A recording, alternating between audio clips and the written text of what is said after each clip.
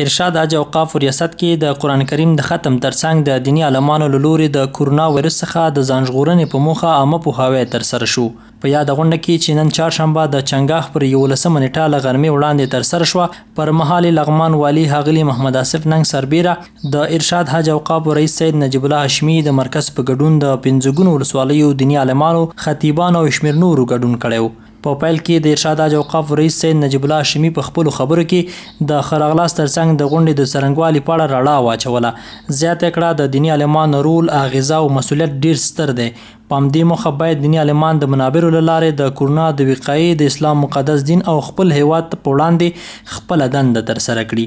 بیا په غونډه کې د لغمان امنیه قومندان پاسوال منظور ستانکزي، مولوي فرمان الله اخندزاده، مولوي ضیاء الحق حقانی او دیني عالم محمد عثمان اخلاص په وار سره خبرې وکړي. ویل د کورونا وایرس څخه د ځان ژغورنې په موخه د اجتماعي فاصلې مراعات کولو په اړه د دیوبند او نورو سترو مدارسو لخوا فتوا ورکړل شوې چې باید ټول خلک یې په پام کې ونیسي.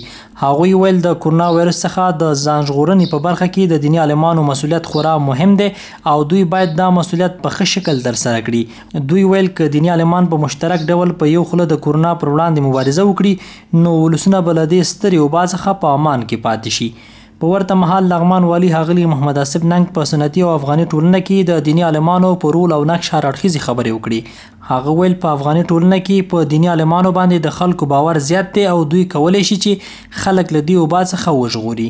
نوموړي زیاته کړه کورونا یو نړیواله وبا ده او د نړۍ ډیری هیوادونه یې د بیلابیلو سترو زیانونو سره مخ کړي دي. ښاغلي ننګ وویل د افغانستان ملت یو بیچاره او غریب ملت دی، نو ځکه یې ډیرو خلکو د همدې غربت له وجې ونشو کولی چې قرنطین مراعات کړي او ځان له دې ویروس څخه په امن کې وساتي. لغمان والي ویل د کورونا وایرس افغانستان د اقتصادي ستونزو سربیره د ګڼو نورو سترو ستونزو سره هم مخ کړ. والي ننګ زیاته کړه د لغمان ولایتي ادارې د کورونا وایرس سره په ښه شکل مبارزه وکړه او دا لړۍ به همداسې روانه ساتي. هغه د دې ولایت د ټولو دیني عالمانو څخه مننه وکړه چې د دې ناروغۍ د مخنیوي په برخه کې له ولسونو سره د عامه پوهاوي په برخه کې همکاري کړې او په دې برخه کې فتوا هم ورکړې ده. د یادونې وړ ده چې تر دې وړاندې هم د لغمان ولایت ارشاد حج اوقاف ریاست د کورونا وایرس څخه د ځان ژغورنې په برخه کې دې ته ورته نورې غونډې هم ترسره کړي ترڅو ولسونه له دې وبا څخه په امان کې پاتې شي.